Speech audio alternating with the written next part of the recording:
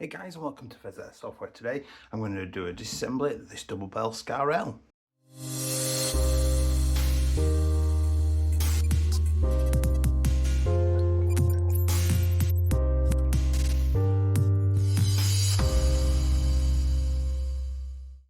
Hey guys, and welcome back. If you do enjoy this content today, please do consider liking, commenting, subscribing, because those interactions help me get seen by the YouTube algorithms to help the channel grow. You want to support the channel a little bit more, the Linktree link down below will take you to all of my socials, including my Discord. Stop by and say hello. And if you want to support the channel at the highest level, the join button down below will take you to YouTube channel memberships, 99p a month or equivalent in your country. Totally optional, really appreciated. Just supports the channel a little bit more, custom video giveaways and all that kind of stuff. So we're going to get straight into this. As a sort of prerequisite caveat to this, this has been done before the unboxing video, just so that when I do talk in the unboxing video, I know properly what I'm talking about, and I can reference these internals. So we're going to get started.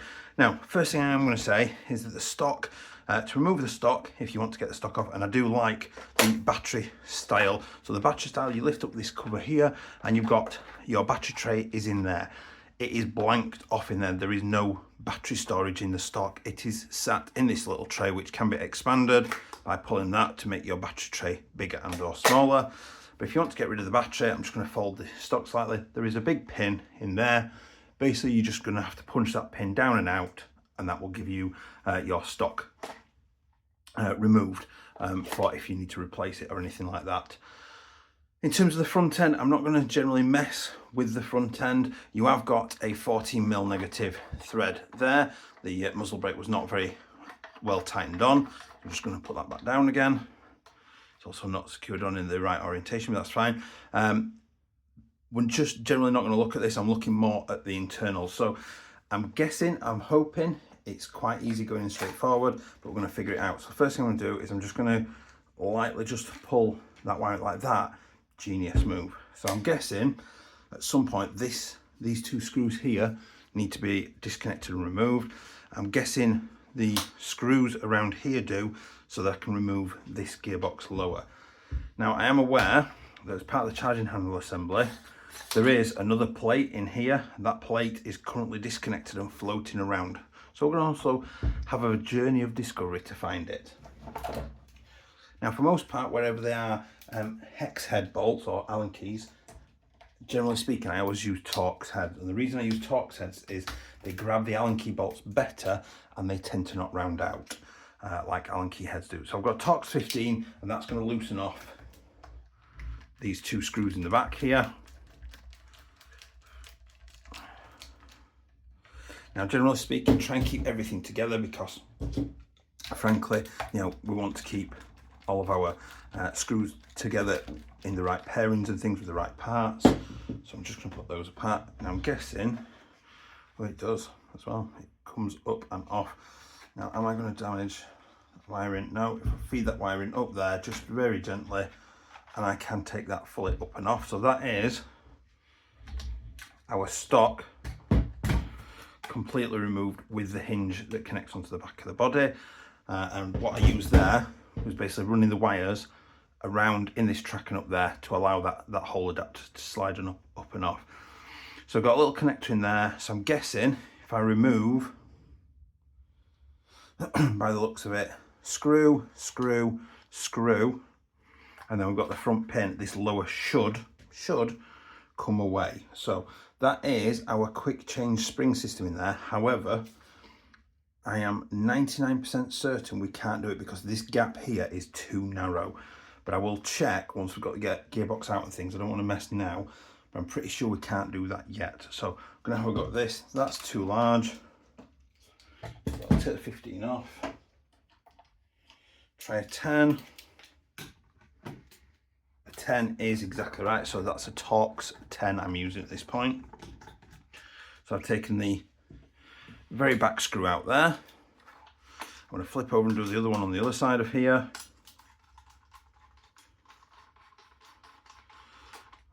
Now those two screws are identical. I'm going to put them up at the top there out of the way, and then this 10, this should be a 10 as well, and it is.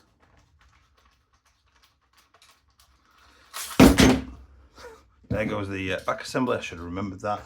And that is identical again to the other two. So there is our charging handle spring and sort of back plate there, and it just sits in that orientation, which we'll look at when we're reassembling. I should now, you can hear that plate going about. I should be able, I'm just going to take this off camera.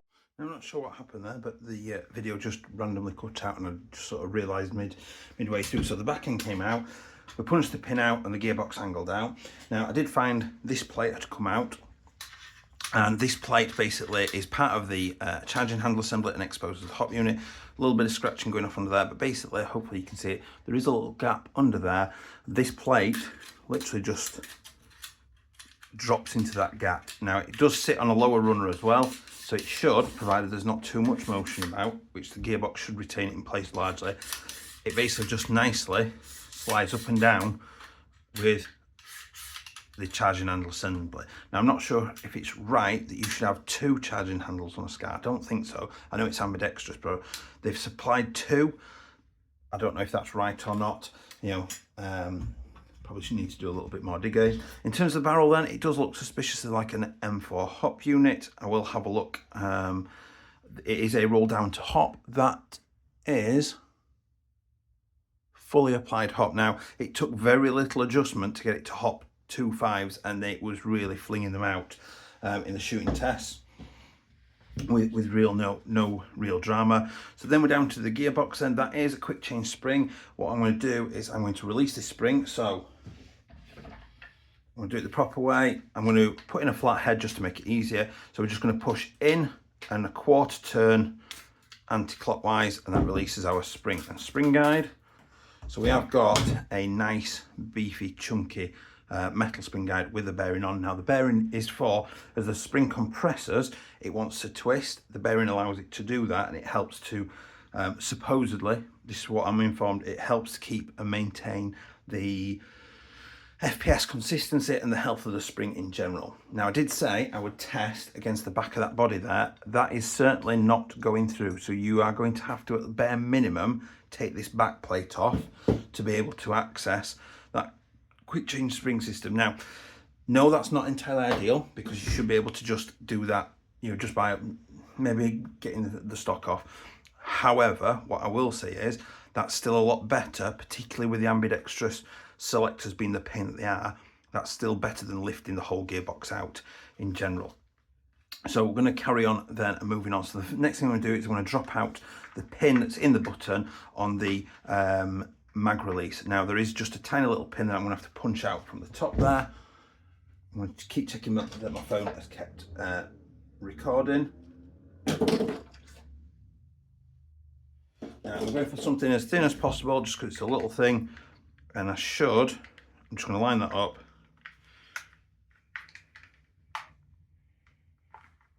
Might just need to tap it.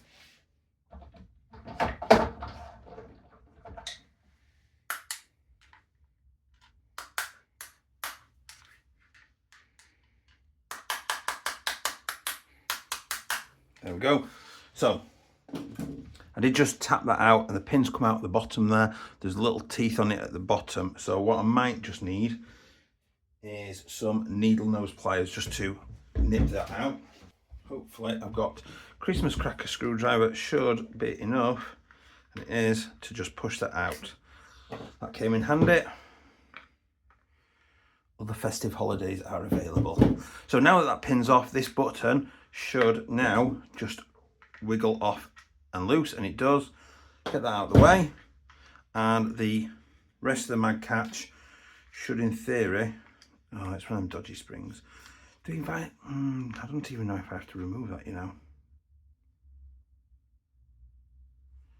I don't think I do. I think I've needlessly removed that.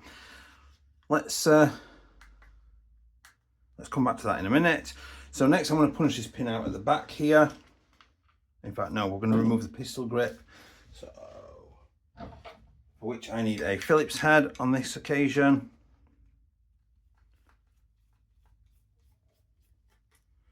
There's one. That's a small one in the front of the base plate.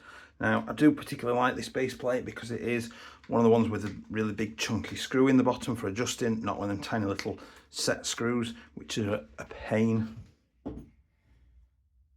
And then you often don't have the little tiny metal disc because there's not a tiny little screw in there, which is nice. Those little metal discs are a pain. So the red wire was at the front, the black wire was at the back. There's our motor, fairly standard now for the double bell stuff. There's our motor spring, which will slide on. We've then got 2 Phillips head screws down in the pistol grip. And the normal sort of orientation.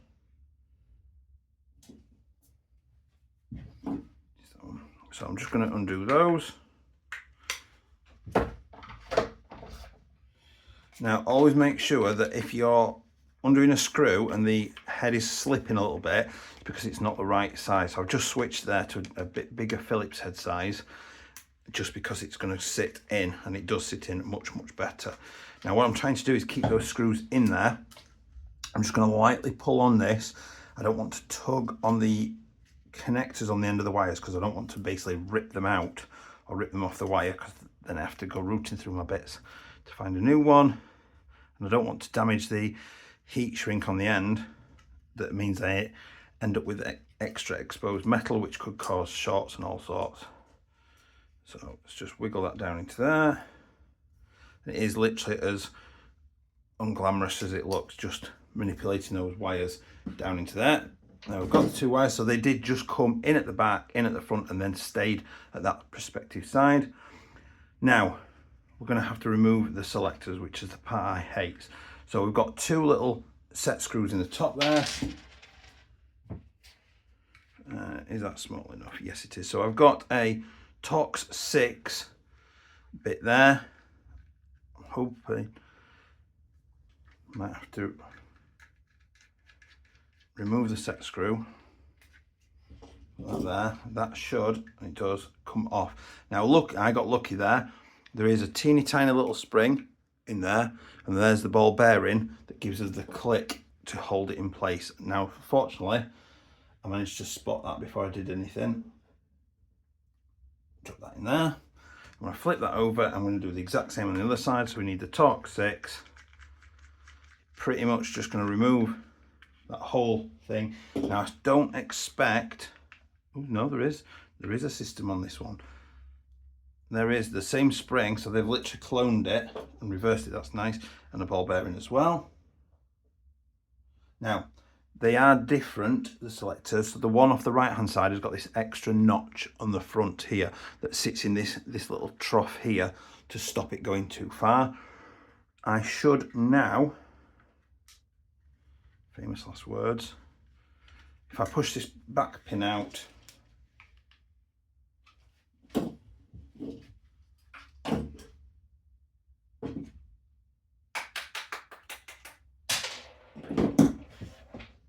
so on this occasion, this back pin, you know, your orientation might be different, but mine came out that way, so I've removed it again. Now in theory, oh come on Pheas, I've got the trigger pin as well to do, so I'm just gonna, that should be fairly loose.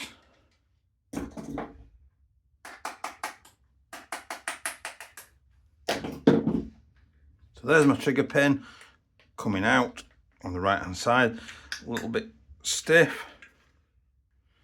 Just taking it off camera a little bit just to get some traction on it. There we go, that was stiff coming out. So that's out of the way. That in theory, do they need pulling out? No, they're staying in. What could we pull you in?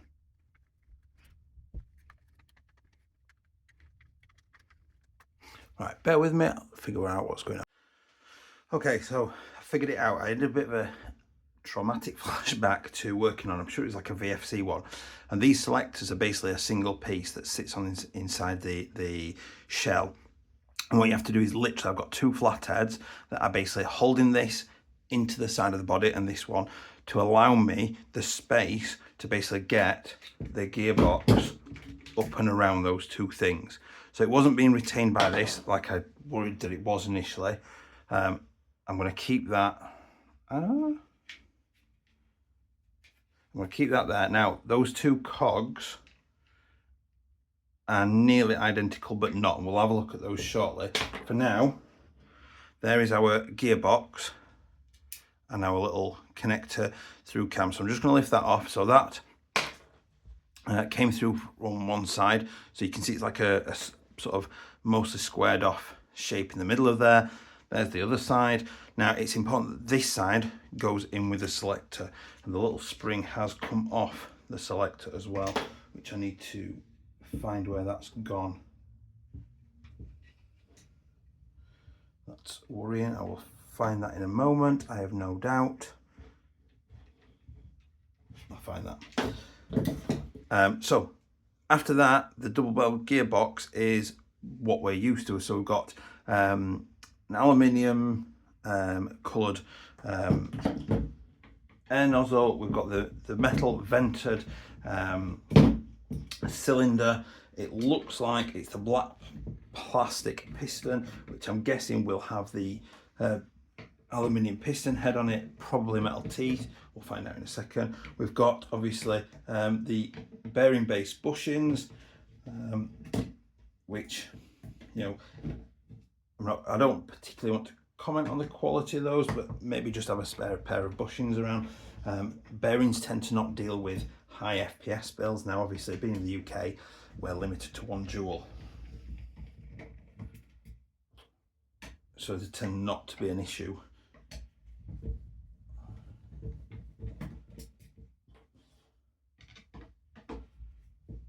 So remove those. So all the screws across the top were identical, little short ones. All the ones across the bottom are identical as well. And then we're just going to pop that open. Now it is not coated in grease, which is nice. It's a half decent job. We've got effectively a standard gear set. An attempt has been made to shim. It didn't sound amazing, but I suspect that might partially be to do with the motor height. I think needs adjusting. Now that is a particularly short compressed spring, which is nice because that means it's not a terrible to keep open. It's not like to keep springing around.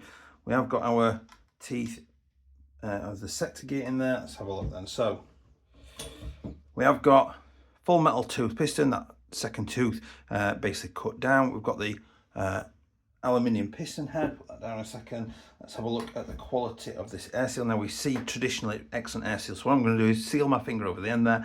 I'm going to push the piston in, and what I'm looking for is that this double O-ring is going to create me an instant, and it does an excellent seal. That's really strong.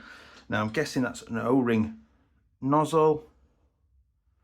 I can't necessarily see an O-ring in there, but it is an extended one. It's not a normal M4 length, which makes me think that that's possibly not a normal M4 length hop unit. That actually, if that's longer, I suspect that is a different shape. So just now, there is a bit of air leak, as you would expect with a nozzle on there, but still there's some good compression there, which is good. Slide that back in there. Get that hook back on there. So we've got this, then is our tappet plate that connects onto our air nozzle, and we've got a spring that returns the tappet plate to the front. So to reassemble this then, just going to make sure that these wires will jump about, but they should run down this track here nicely.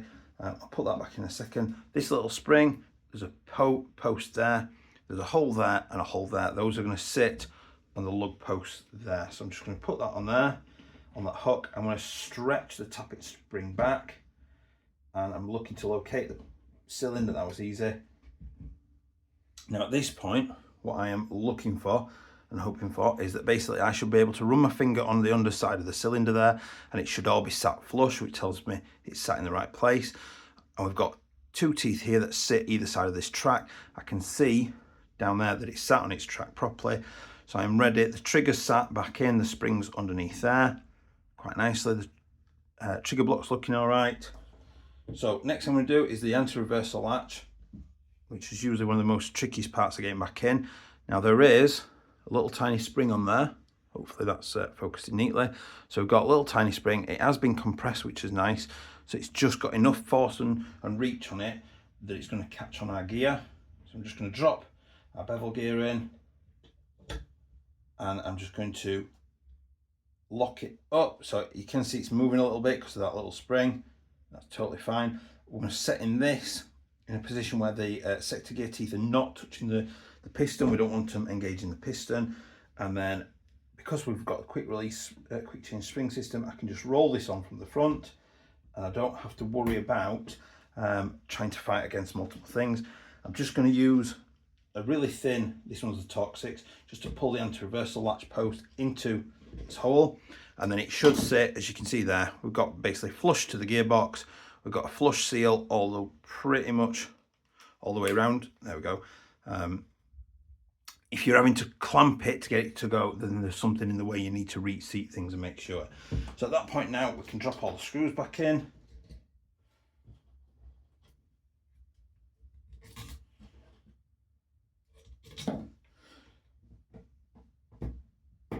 So I will skip this bit and I will see you in a second.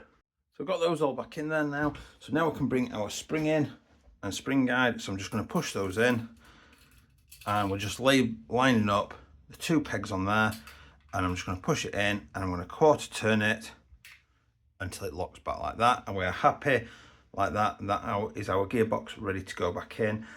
We will drop this in. So this is going to go on this side, and basically this will move our sort of our selector plate about. I was going to say it's a standard M4 type, but it is not a standard M4 type. It's obviously a little bit proprietary. So this particular cog has got this extended lip on it. This must be on this side because that's how we control our firing modes and everything. I do need to get the spring back on there, which I'm going to stop the video and go and locate that spring. I'm going to drop that one on there. Now that is loose and it will stay on there. It stays compressed by the body, but obviously in this occasion that is a little bit loose and wiggly. So I'm just going to go and find that spring, and then we will have a look at the selectors inside of here and getting the gearbox back in the body. Found a little spring. It was literally just rolling around on the floor. It's so small and light, I probably wouldn't have heard it drop anyway. So all I'm going to do is I'm going to feed it onto this black post here. I'm then just going to use a small flathead here to just compress it, and I want to put it on there's like a little pin on this one here, and then basically as this moves, it just rotate the selector plate, it just compresses it and keeps things under a little bit of compression, just to keep things easy. So what I've done for now is I've put it on safe, and we're going to work with it in safe. I'm just going to drop that back over that way because this is going to drop off otherwise. So these little cogs inside of here then, so this is the left hand side, the traditional selector side. Now you can see there's a little bit of a ridge in it compared to the other one. Now they are virtually identical. I'm not sure, I would hazard a guess that, and they're not quite, the right hand one is a little bit thicker, and obviously there's no receding ridge in there. You can't exchange them because they are in a unique design way round, so obviously make sure that they stay in the correct side. So I've put that one back in there.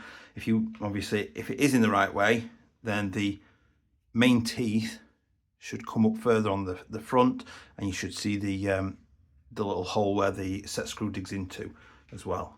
So I'm just going to push that back into there. There we go. So initially I want them set like that. Now if I was to put that back on, that will be pointing to semi. See, this is the tricky bit, is getting these to sit and set to the selector setting. In fact, tell you what, let's make this easier on ourselves. So there, oh my lord, that's annoying me already. So what I've done is I've pointed them at semi. I know that's semi, they sit the most easily down at the semi position, like that. Let me gentle with that. What I'm going to do is I'm just going to flip this back over a second, and I'm going to move this to what I know is semi, which is there, and then we've got all the way over there is auto. So I'm just going to switch it to semi, which is right there. If I go any further forward, we're in safe. Let it drop back down. There is semi-auto. So now what I'm going to do is I'm going to keep this up out of the way. Those wires are going to drop down into there, down through the motor hole, and I'm going to keep working on keeping those up like that. Now I've let go of the little cogs on each side, and what I'm going to do at this point is spray. So I'm just going to gently put a screwdriver in the side here, and what I'm trying to do, in fact I'm going to have to set this off camera, basically what I'm going to do is put the screwdrivers down each side whilst opening the body up by prying the screwdrivers against the body, and basically hoping to get it to drop past this connector and sit underneath it. And that's what we're trying to do, and it's awful to do it. I've literally just dropped past them. Now, no, that's not in the right place.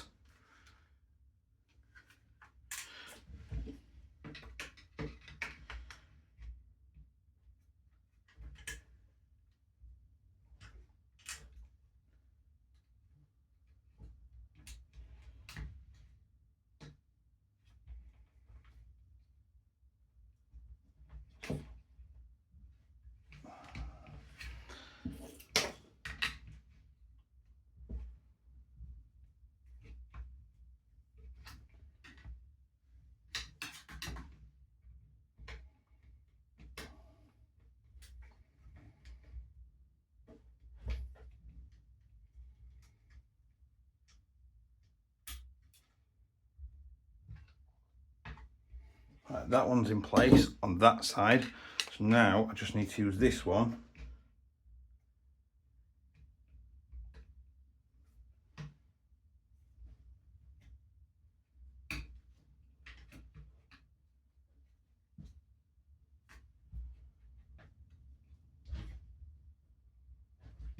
Right, so now they appear to be in the right place. So what I'm going to do is I'm just going to temporarily put that back body pin in, and put the trigger pin in just to secure it down, just for the sake of keeping things in place. So just push those in. Now what I want to do is I'm going to very delicately chase the ball bearing. So put that on safe, on the single shot semi-auto. There goes the little spring that also doesn't want to stay in place. And what I might need to do is put a little bit of, oh no, I've got it. Now, if I move that down to there, yep, that's in safe. I'm happy with that. I can feel the selectors moving on the other side as well. So at this point, what I'm going to do is, through sheer panic, I'm going to bring in the set screw.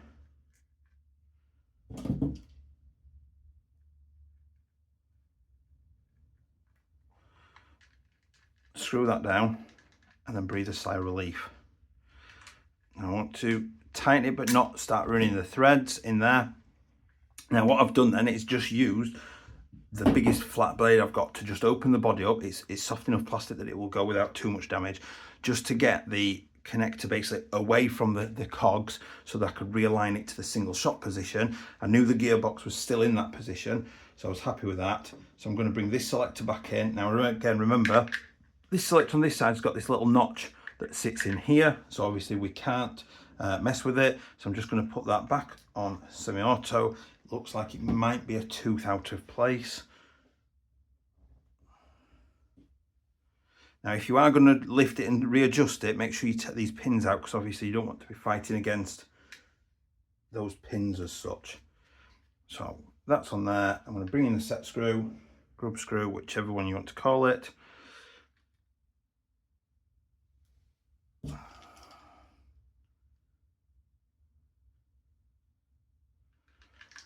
we go.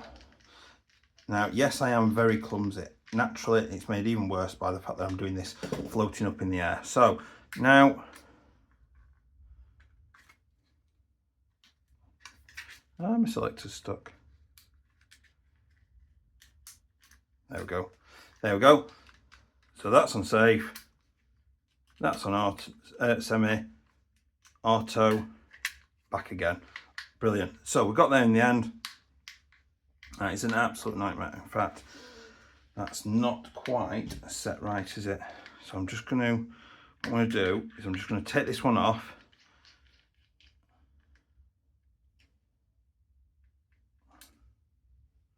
I'll cut, and what I'm going to do is I'm basically just going to compress this down as hard. I'll do it on.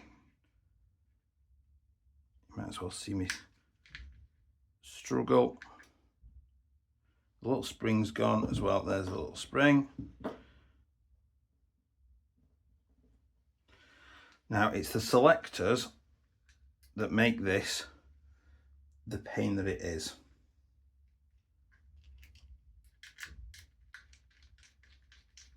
And it's lovely having ambidextrous, but this is an absolute pain in the backside to work with.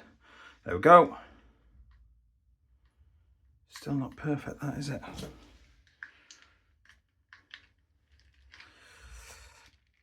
There we go.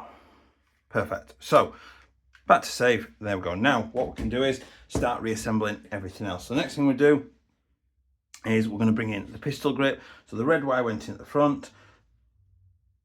So I'm just going to gently push that back into there. Again, being as careful as I can with the shrink wrap that's on there. Now it has torn a little bit because the shrink wrap and the connector were a little bit bigger than the actual hole.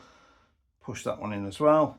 Now those wires on this occasion, both just, there's no wrapping around or anything like that. It's literally just staying at the front and at the back.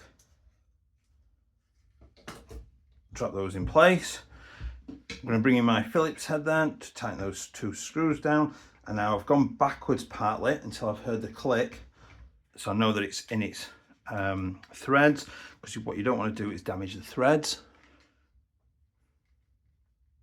That's in there as well. So next we're going to bring the motor in. Now the motor spring should stay on. That one's a little bit loose. So what I'm going to do is I'm going to pull those wires out of the way and I'm going to put it in sort of semi upside down so the spring stays in place. The motor should be really springy and should go quite a way down. If it doesn't, then you know that there's something in the wrong place or it's not sat right, and you're just going to manipulate the wires down out the way. That's going more than enough. I'm going to bring in the pistol grip at the base plate, put that on. Again, that should easily go back flush. I shouldn't have to force this in any way, shape or form. And then again, until I can go backwards until it clicks. And then forward. Now don't forget you're screwing into plastic, so be careful that you don't obviously then going too far forward, you over tighten and damage the threads going forward. And if at any point it's too hard, even early on in the threads, then there's something wrong. You need to think about that. Next, we're going to bring back in what we didn't need to remove was the obviously the button for the mag release, and I'm going to try and line it up as best I can. Now it seems like it's mostly aligned itself. Now the teeth went in at the bottom, came out the bottom. What I'm going to do is, that looks to be more or less lined up. I'm going to push that in as far as it will go using just my fingers initially. And then I'm going to compress it the rest of the way in with my needle nose. There we go. That's nice and secure. That's not going anywhere. So that's now that part built. So I've got front body pin. I've got them two screws. So we are ready to go back again. That does look, the more I look at it, the more that seems to be extended further than an M4 hop unit. So I'll do some research and confirm on the screen what is the case with some text. So I'm just going to drop that semi down in there. I'm going to seat that. Ooh, no, missed. I'll tell you what, let's try it a slightly different way. We're going to seat that in there. That makes more sense. And then I'm going to, before I slide those back in together, that plate that was loose and free, I've just made sure that that's sat back in its position there. I'm going to bring this in, and we are sliding the metal body itself, famous last words, the upper metal receiver basically should go along this track here that we can see. There we go. It was the bolt release that was in the way then. And we're just going to wiggle it about until it slides into position. Oops, that'll whole assembly is just going absolutely mental. There we go. So that's now into place, so I can put that front pin in there.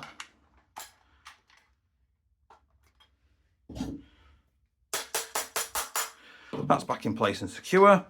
Next thing we're going to do is we're going to bring in this assembly here, which this spring and this rod, there is a silver bracket on top with a hole in it that this assembly is going to head towards that. So I'm just going to feed the battery wire through that hole there, and then we're going to drop that into there. Now it's largely self-lining. It shouldn't need much coercing to go into the right place. And if I'm just going to hold that on gently, and I can see there that it's now springy and it's working properly, so that's definitely in the right place. So I'm going to bring in the Torx 10. I'm going to drop that into place there. Get that.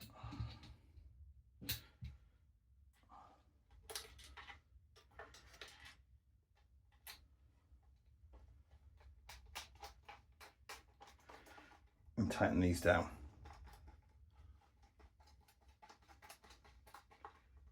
That's one. Now what I'm not doing at this stage is I'm not over tightening any of the three, because I want to wait until they're all in place and then I'll tighten them down properly, just to accommodate any sort of miscastings or misshapings or anything like that.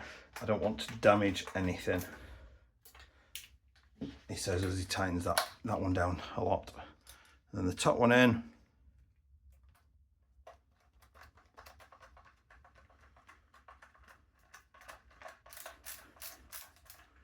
That's tight. That's tight. That's tight. So the back's on. I've now got a working charging handle and plate there, exposing the hop unit. Happy with that now. So we're going to bring in that stock then. So if you remember before, we ran the wires up and sat in that gap there. Whilst we slide this, well, what I'm going to have to do is feed the battery wire in there first and then slide that down there. Now as the stock's coming down, I'm just gently pulling the wires through like that. They're out of the way nicely. They can feed into there, sitting there forever, and then we can drop this back in place. We need the Torx 15.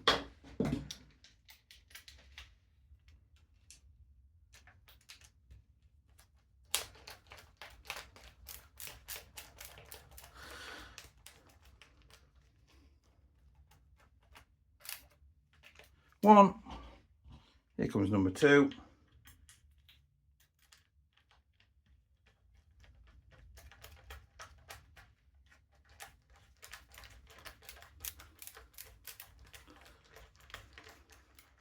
Tighten that up. Careful not to catch the wires when we fold. Lock the battery compartment down, and that's it.